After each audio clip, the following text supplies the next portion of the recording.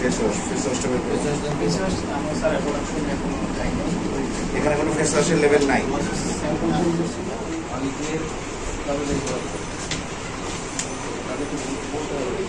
বাকি আইটেমগুলো কি আপনি মোড়কজাত নিবন্ধন করছেন? আপনি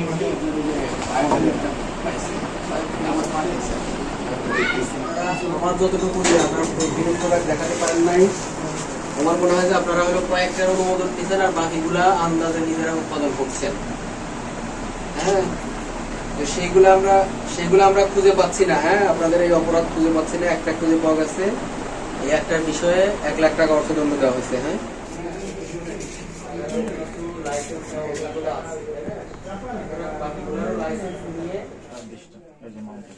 থাইল্যান্ডে যেটা ওটার প্রথম